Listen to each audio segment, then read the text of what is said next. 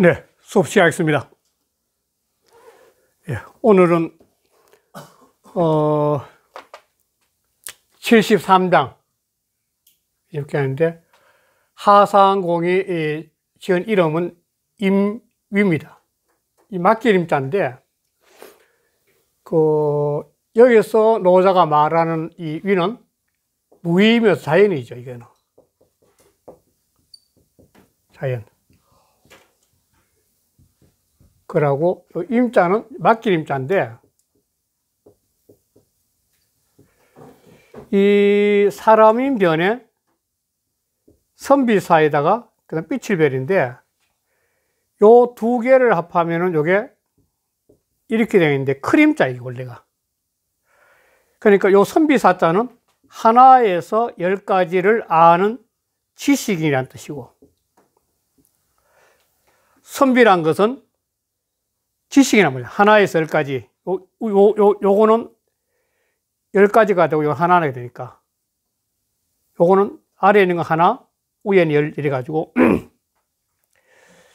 이걸 옛날에 상여문자에서는 도옥대에서 나왔다, 뭐 이런 이야기도 있는데, 허신의 설문에 대해서 그냥 쉽게 풀어버렸어요, 그냥. 그러니까 이 선비 중에 요거는 크다는 뜻이거든요, 이게. 크림자, 요게. 이게 왜냐면 나무목에서 요 숙이면 벼화가 되는데 이건 크다. 익었다. 그런 뜻이 있거든요. 그러니까 이 임자도 큰 선비, 숙성이 된 선비, 그런 뜻이에요. 그런 사람한테 뭘 하냐면 사람의 일을 맡기는 거죠. 그래서 맡기림자 된 거죠. 그러니까 오늘이나 옛날이나 사람을 다스릴 수 있는 그런 위치에 있는 사람들은 공부를 통해 숙성이 된 사람한테 맡긴다. 그 말에서 이 임자예요. 그럼 여기는 뜻이 뭐냐면 어떤 위에 맡기다는데 위가 무이니까 사람이 그 당시에 춘추 전국 시대가 노자 당시의 시대인데 그 당시에는 인의가 사람들이 인의가 너무 발달된 시기라서 혼란하니까 이 무예에다가 맡겨야만이 가장 자연스러운 삶의 조화를 이룰 수 있다는 그런 바탕을 깔고 있는 거죠. 이 제목에서. 그런데 오늘날까지도 이 73장은 여러 해석가들이, 여러 뛰어난 선생님들이 해석을 했을 때 가장 어렵다 그래요. 주제가 뭔지 정말 찾기 어려울 정도로. 그리고 아마 예습을 해오신 분들은 아시겠지만도 굉장히 해석이 다양해요. 이 당대의 대가라는 선생님들이 해석하는 것도 전혀 다를 수 있고, 그런 입장이에요. 그러니까 저 역시 이 장을 해석하면서 무엇이 정답이라 하기보다도 그냥 그분들의 읽은 책을 통해서 제가 정리해서 설명을 할 수밖에 없지 않나 그런 생각을 하고 있습니다. 그래서 이 책에 여기서 가장 이 문제가 되는 게 첫 번째인데 이건데 강과 불감이죠. 용이란 것은 용감하다는 건데 지난번에 이 자고로 능용이라고 기억나실지 모르겠다. 자금 불감이 있어야 해가지고 사람이 자유로운 까닭으로 자고 능용이라 해가지고 자유로운 까닭으로 용감할 수 있다. 그런 말 앞에 나왔었죠. 그러니까 사람이 자애롭다. 이게 애와 통하는 거니까. 특히 이 자애를 쓰는 것은 부모가 자식한테 쓰는 거니까 무조건적인 사랑이 되는 거죠. 자자는. 부모가 자식한테 사랑은 무조건적인 사랑에 들어가는 거죠. 그러니까 이 부모가 자식한테 하는 무조건적인 사랑은 베푸는 건 뭐냐면 미래에 잘 되라고 하는 거죠. 그러니까 용이라는 것은 뭐냐면 미래를 열어가는 힘이죠. 어떤 난관이나 시련이 왔을 때 사람이 용감하다는 것은 그걸 헤치고 나갈 수 있는 힘이 있다는 거니까. 여기도 결국은 뭐냐면 용감하다는 것은 이 순간에 어떤 역경 시련을 극복해서 미래를 헤쳐나가는 힘이 있다는 거예요. 용기가 있다는 거죠. 그런데 감에서 용기로운 거와 불감에서 용기로운 거. 이 조사, 이게 뒤에 보는 조사니까. 감에 용기롭고 불감에 용기롭다. 이런 말을 좀 하게 되는데 이 감자를 갖다가 어떻게 해석해야 되는 이야기야? 감자를, 이 감자는 감히 이런 뜻도 말했지만도 용감할 감자 있어요. 용감할 감. 용감할 감. 그러니까 또 과감할 감. 용감하다, 과감한 뜻이죠. 여기는 이 뜻을 각한 거죠. 그러니까 사람이 살아가면서 어떤 상황에 부딪혔을 때 아주 과감한데, 용감한 게서 용기를, 용감한 데는 아주 과감하고 용감한 힘에서 용기를 잃을 때, 그럴 때는 죽게 된다. 그러면 연결해서 하니까, 그러면 죽게 된다. 이 말을 하는 거예요. 이게 도대체 무슨 말이냐는 거죠. 어떤 상황이 왔을 때 아주 과감하고 용감하게 되면 죽게 된다 그러는데, 이때는 이 감자가 뭐냐면 물불을 가리지 않고 자기가 선택한 거에 대해서 밀어붙이는 힘이 감이죠, 감.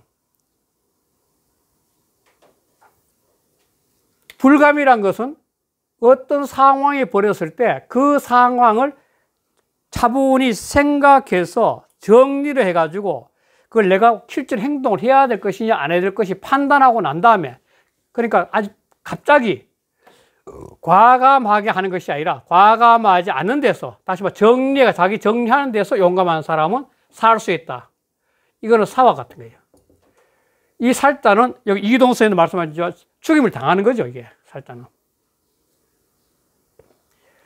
이 해석에서 고다 문제가 차, 양자 이 두 가지 것은 혹은 이롭고 혹은 해롭다, 이렇게 천문을 여는데, 이 해석을 어떻게 하냐에 따라서 뒤 해석 다 달라지는데, 이 해석도 굉장히 다양한 해석이 많다는 겁니다. 이미 예수여러분들 아실 겁니다, 아마. 그 여기서 하나 생겨야 될 게 뭐냐면은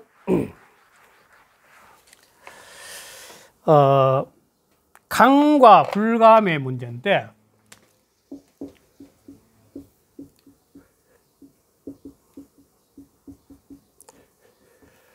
감과 불감인데, 감에도 한 두 가지의 의미가 있고 불감에도 한 두 가지의 의미가 있어요. 이 감에서 첫 번째는 어떤 거냐면은 자기 아주 교만하기나 잘난 체하는 거, 이런 사람이 있으면 어떤 순간에 오면은 남 앞에 나서 가지고 나 잘났어 그러면서 과감하게 앞장서려고 하는 사람은 이게 자기 과시가 많은 사람이죠. 과시가 많아요. 이런 사람은 잘못하다가 죽임을 당하기 쉽죠. 자, 두 번째는 어떤 거냐면, 두 번째는 소위 말해서 우리나라 순국선열, 이순신이나 우리 근세에 이 안창호 같은 거, 이런 분들인데, 이런 분들 같은 경우는 아주 국난에서 민족의 미래를 위해서 자기 자신의 목숨을 던지는 거죠, 과감하게. 이런 경우도 있죠.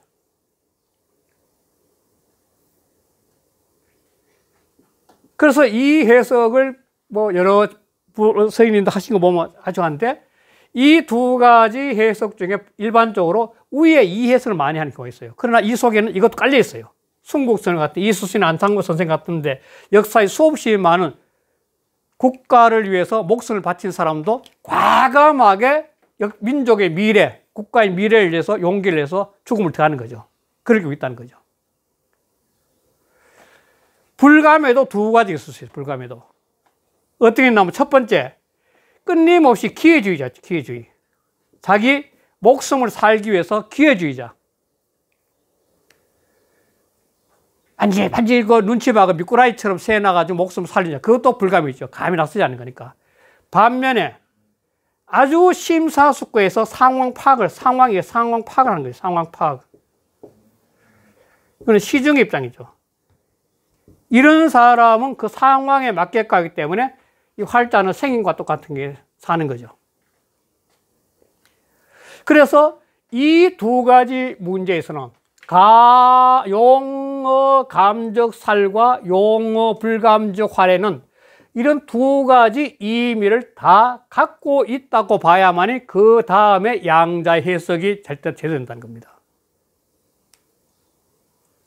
그래, 이런 두 가지, 감과 불감의 이 두 가지 것은 이로울 때도 있고, 혹 이로울 때도 있고, 혹 해로울 때도 있거든. 그러니까 위에도 혹 이로울 때는 순국선이 같은 이런 사람은 바로 이로운 거지, 바로. 목숨 번지다는 거. 죽더라도 역사 이름 남겼으니까 이런 거죠. 반면에 해로운 거 뭐냐면 끊임없이 자기 과실을 위해서 교만하게 나가는 사람들은 이거는 해가 될 수 있죠.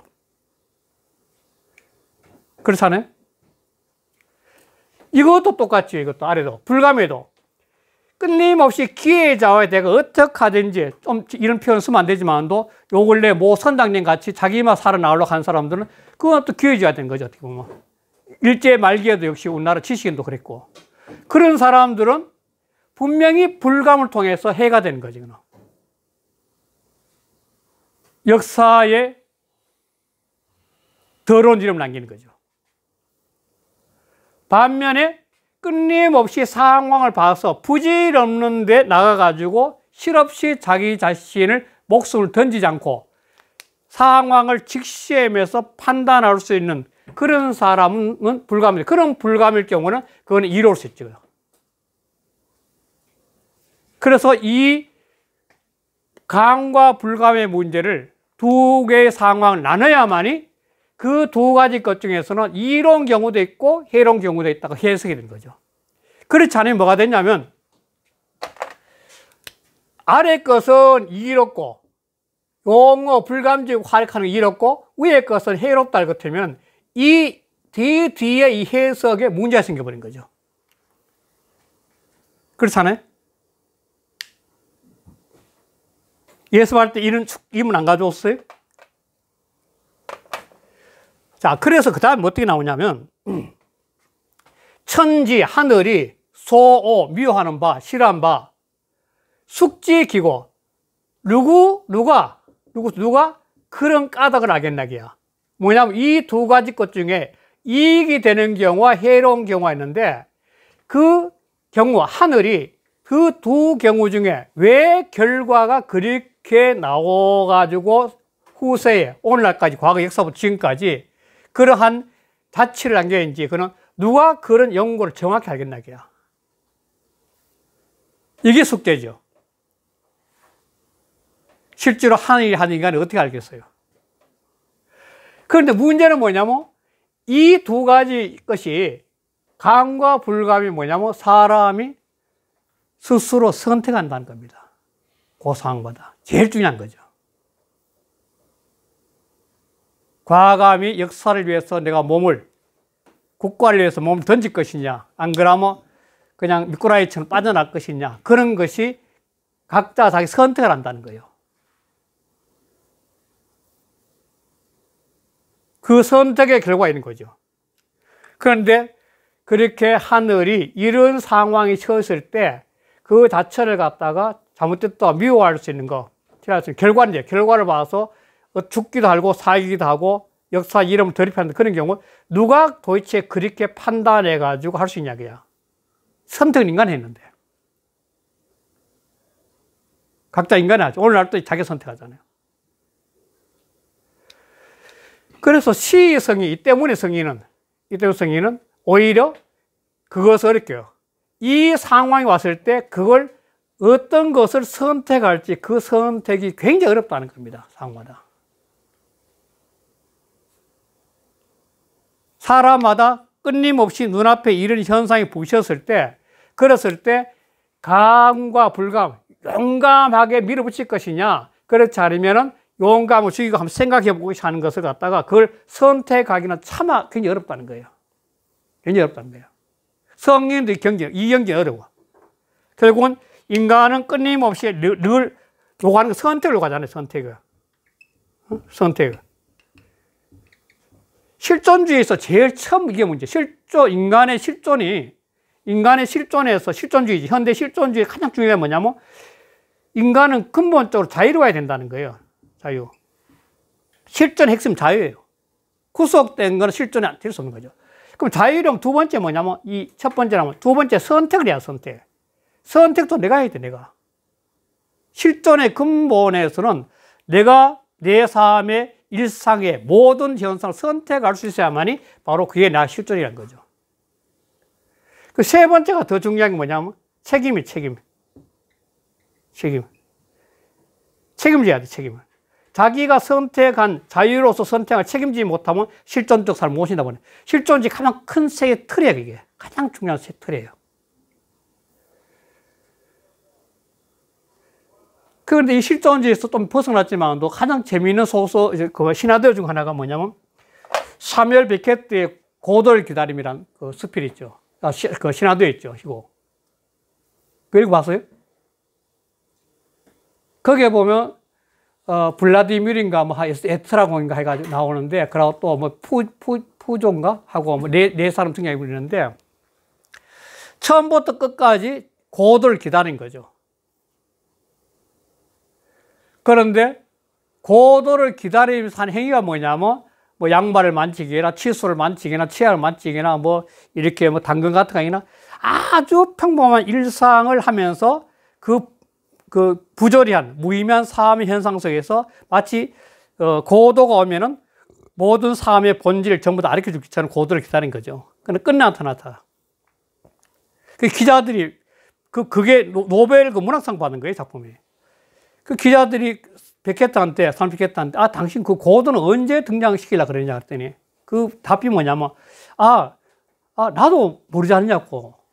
내가 그걸 어떻게 알고 있냐고. 그렇게 답을 해요. 유명한 이야기인데. 그 내용의 핵심이 뭐냐면, 실존의 문제란 건, 삶의 실존한 문제란 건 아주 하찮은 부조리한 그 일상 그 자체의 모습, 그게 실존이란 거예요. 다시 지금까지 우리가 해왔던 이 공부처럼 도파이랑 도의 세계란 것은 이 노자가 말한 도의 세계라고 또 거대한 형상이 있는 거라, 평범한 하루 밥 세 끼 먹고 잠자고 하는 그 평범한 속에 도판이 있다는 거예요. 그게 베켓의 도덕에 똑같은 세계죠. 진리는 거창한데니까 바로 평범한 눈앞에 살아가는 이상 속에 있다는 거예요. 그러니까 우리는 일상 생활에서 끊임없이 선택하는 거예요. 이걸 아주 용감하게, 과감하게 선택을 해야 될 것이냐, 감히 선택하지 않고 생각해 볼 것이냐. 그런데 삶과 죽음의 경기 그건 나눌 수 있는데, 그 두 가지 것에 이익과 해되는 그 자체는 진짜 하늘, 자연인데, 자연도 잘 까다로 본다는 거예요. 이게 재밌잖아요. 왜? 그거는 바로 그 사람의 선택에서 오는 거니까 때문에 하늘이 그걸 판단 못하는 거예요. 자연이 판단을 못하는 거예요. 기독교는 하나님의 선택인다 하지만 이 노자는 그런 게 아니잖아. 자연이니까. 그러니까 이 때문에 성인도 그럴 경우에는 결국은 그런 선택이 굉장히 어렵다는 거예요. 난지. 참 재밌는 표현이죠. 그래서 하늘의 도라는 거, 자연의 도라는 거는 뭐냐면, 부쟁이선, 이 여기서부터 시작해가 여기까지 나온 이 이야기는 무슨 이야기냐면은, 이 하늘의 도니까 자연인데, 이 자연의 모습이, 천지도가 자연이니까, 이 자연의 모습인데, 이 자연의 모습을 체득한 지도자의 자세를 들고 나온 거죠. 지도자는 이런 경지 가야 된다는 거예요. 그래서 여기는 무의, 이미, 무의, 다시 자연에 맡기다는 게 이어서 나온 거예요. 바로 이 대목에서. 그게 뭐냐면, 자연의 도라는 것은, 하늘 도라는 것은, 부쟁이 선생이라. 만물하고 다투는 게 없어. 삼라망상, 우주 모든 현상들을 다 봐서 다투는 게 없어. 그런데도 늘 이긴다는 것은 뭐냐면 자연이 흘러가는 거죠. 쭉 흘러가는 거죠, 자연이. 늘 흘러가는 거죠, 이렇게. 이고 지고 없는 거예요, 그냥. 아무렇고 자체 좋아한대. 그러니까 끊임없이 좋아하면서 이렇게 흘러갈 뿐이야, 이렇게. 그러니까 이게 지도자 입장에도 이 살아가는 현상계, 삶의 현상계라는 것은 다툼의 자리가 아니라 조화의 자리로서 잘 흘러가게 만들게 채워지자는 거예요. 똑같은 거예요. 이 이제 뇌비 깔린 이야기죠, 바로. 두 번째는 뭐냐면, 불언이 선행이라. 아무런 말도 하지 않아. 야, 어떤 법조항이나 강제로 집행 말을 하자. 그런데도 모든 만물들이 잘 응하고 있는 거야. 봄이 되면 봄꽃이 피고, 여름이면 장미의 꽃이 막 피잖아요. 가을이면 단풍이 들고 겨울 눈이 오듯이 자연은 말이 안 해. 논어에 나오죠. 하늘이 무슨 말을 하는가? 사기가 흘러가고 있는데 말이 나오잖아요. 논어가 유명한 계절이죠. 천지의 한이요. 사기가 흘러갈 뿐인데. 그렇듯이 이 아무런 말을 안 하는데 만물이 잘 응해내죠. 이거는 결국은 자연의 모습을 취해들어간 지도자면, 지도자가 뛰어나면, 훌륭하면은 그 아래에 있는 사람들이 가마를 입어서 저절로 잘 응하면서 조화를 흘러간다는 뜻이죠. 이게 가몽이에요. 응하는 자. 그 다음에 세 번째는 불소임. 이 불을 솟자니까 오라고 부르지 않는데도 저절로 다 오게 돼 있어. 자연이랑 역동하는 게 없잖아요. 그냥 순리대로 흘러갈 뿐이지. 야, 봄이요 오라, 가을이 오라, 밤이요 오라, 오라 하네. 그런데도 저절로 와. 사람이 뛰어난 리더가 이런 이치를 깨달아 가지고 이미 무의의 행동에 맡기게 되면 저절로 사람들이 오라고 부르지 않는데도 사람들이 와서 거대한 조직이 만들어지는 거죠. 이것도 감하죠. 오늘날 정치 지도자는 이런 세계가 필요한 것이 실은. 끊임없이 수당과 방법을 하고 술수로서가 조직을 만드는 것이 아니라 감화에 의한 조직이 돼야 되는 거죠. 천연, 이 넉넉할 천, 너구를 때 아주 넉넉하게 아주 여유로운 것 같은데도 그 속에는 모든 것들이 잘 도모되어 있는 거야. 이 자연의 빈틈을 못 써요. 자연은 지금 굉장히 여유가, 시골에 지금 현재 또 산속에 가면 그 녹음진색이 얼마나 여유롭고 좋아요. 그러나 거기는 빈틈없는 자연의 모습이 흘러가고 있는 거예요. 그게 바로 천연이 선모예요. 이게 유명한 그 마지막 결론이거죠. 이거는 명심보감 하신 분들 명심보감도 나오거든요. 명심보감에. 명심보감이 실자가 루자 나와요. 셀루자로. 이런 루자 나오는데. 하늘 그물은 회회 넓으래. 너무너무 넓어. 구멍이. 하늘에 그물은 구멍이 없죠. 너무 넓어. 그런데도 성걸어가지고, 그것이 성걸다는 것은 구멍이 크다는 거예요. 이렇게 구멍이 큰데 성걸었는데도 불실 하나도 잃어버린 게 없어요. 즉 하나도 새는 게 없어. 이 경지가 뭐냐면, 이러한 경지가 뭐냐면 이 가계 경지, 가계. 깨달은 경지죠. 자기 속에서 깨달아서 아는 경지 바로 이게. 하늘 그물이 뭐냐면 하늘에 쓱 들어오는 거니까. 그래 근본적으로 아무것도 벗어날 수 없죠. 하늘에. 뭐 왜냐면 부처님 손바닥 위에 있다는 식으로. 이러한 게 73장인데, 이 73장 그래서 굉장히 하여간 옛날부터 지금까지 굉장히 서년부터 오늘날 뛰어나신 선생님까지도 굉장히 해석이 어렵고 힘든 장이라고 소문난 장입니다. 그래서 뭐 저도 이 해석이 절대로 옳다고 하지 못하지만도 참고로 하셔가지고 선생님이 공부하시면서 스스로가 또 깨달아 가시면 되지 않을까 싶습니다. 이런 생각을 갖고 본문 한번 들어가 볼게요. 용어 띄우고 감적 띄우고 살이라. 어짜 때문에 뒤에부터 먼저 해야 돼, 이게. 어짜는 뒤에 분이 조사니까. 과감한 데에서 용기가 있으면, 과감한 용기가 있으면, 그러면은 죽임을 당해. 어느 순간에 누가 죽일지 모르고 죽임을 당하는 거죠. 다시 말해서 자기 잘난 체 하면은 이 말이거든요. 똑같아요. 이 우액 때문에 있어. 여기서까지. 자기 잘난 체 하면, 과시하면 이거. 아래 대목은 뭐냐면 애국자들, 뛰어난 순국선열 같은 경우는 국가를 위해서 일을 하다 보면 언제 어느 순간에 돌아가실지도 모르는 거죠. 이 두 가지 다 있다는 거예요. 두 번째, 용어 띄우고 불감적 띄우고 활자는 살활자입니다. 생과 똑같은 거예요. 과감하지 않는데 용감하면은 살 수 있어.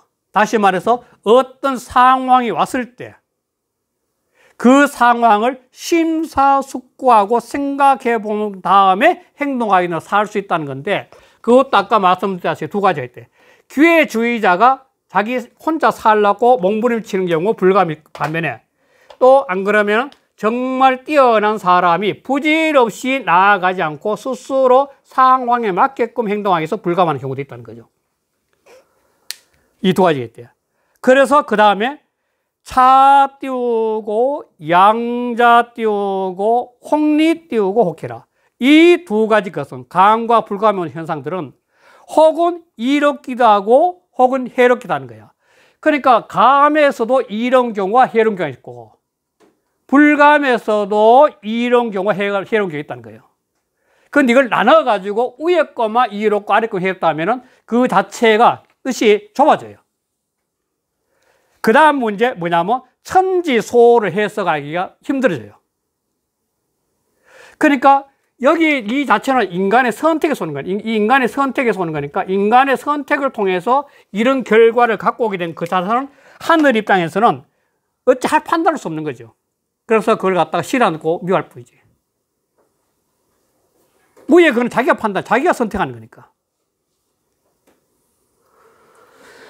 그래서 하늘이 미워하는 바, 이 두 가지 것의 선택을 자문해 가지고 얻는 결과, 그 결과에서 미워하는 바는 숙지 띄우고 기고, 누가 그러한 까다, 그러한 연고, 그러한 이치, 고자가, 이 고자는 까다, 이유, 이치 뭐 이런 거니까 이 고자가 그걸 알겠나 이게야. 그렇기 때문에 이러한 천지 자연의 이치가 있기 때문에 비록 성인하도 문제가 있다는 거예요. 이 때문에 성인 띄우고 시 띄우고 성인 띄우고 유 띄우고 난지라. 이 때문에 성인도 오히려 이런 상황이 왔을 때 그 판단을 하기를 어렵게 한다는 거야. 성인의 경제가도 이런 어떤 상황이 있을 때 감과 불감을 선택했을 때 상당히 어렵다는 거예요. 그래서 역사에 순국선열들이 쉽게 되는 게 아니라는 거죠. 그리고 목숨을 걸어놓고 뛰어드는 분들이니까. 성인이 하여도 그런 상황이 있을 때 그걸 내가 과연 이 판단을 어떻게 할까 어렵다는 게 바로. 그래서 그 다음에 내용이 완전히 달라지는 거지. 천지도는. 이 아래는 그러한 이치를 갖다가 뛰어넘은 경지라 돼야만이 그 선택을 자유로울 수 있는 거예요. 바로 천지도. 천지 지금부터 끝까지는 뭐냐면 감과 불감의 경지를 뛰어넘는 세계의 해안이 열리는 경지이기 바로. 이 경지에 가면 앞의 경지는 자유로울 수 있는 거예요. 자, 그럼 보면 천지 띄우고 도, 하늘의 도, 자연의 도죠. 즉 우주의 원래 같은 거지. 우주의 원래 같은 거는 부정이 띄우고 선생이라. 이 삼라만상 자연의 현상계들은 절대로 다투지 않는데도 선성 잘 이겨나가. 잘 이겨나간다는 것은 뭐냐면 끊임없이 흐르고 있다는 겁니다. 그러니까 여기서 나오는 것은 하늘의 도, 자연의 도가 갖고 있는 내용이지만도 깔린 이야기는 뭐냐면 리더가 됐을 때, 지도자가 됐을 때 이런 이치를 체득해서 세상을 다스려야 된다는 논리가 깔려 있는 거죠. 두 번째는 불언이 띄우고 선행이라. 아무런 말하지 않아. 자연이 말을 하든가. 제가 작가 얘기했지만도 논어에서 천지 하은자 사시행근이야. 천지가 말을 하든가. 그러나 사시가 행하고 있지 않냐. 똑같은 거죠. 그리고 백물생활에 백물이 자라고 있다 이게. 그렇듯이 아무런 말도 안 하는데 삼라만상은 잘 응해가지고 봄, 여름, 가을, 겨울 그리고 1000년, 2000년 오니까 계속 올라오는 거죠. 그렇듯이 리더가 됐을 때도 백성들한테 이리라 저리라 끊임없이 감독하고 관리하는 것이 아니라 자기가 먼저 행동을 통해서 말을 하지 않고 선행을 했을 때 가마를 입에 따라오는 거죠. 응해서. 이게 선행이죠. 그러니까 지도자가 잘해서 백성들이 그냥 잘 응하는 경제하는 게 최고죠. 그게 불언의 선행이에요. 자연의 이치를 통해서 이 지도자의 자세를 요구하고 있는 거죠, 지도자가. 그 금강경이 최고로 치는 그 퀴즈 중에 하나가 뭐 여러 가지 있죠. 그 중에서 응모소주의 생기심이나 이런 것 또 하는 거죠. 응모소주의 생기심이라.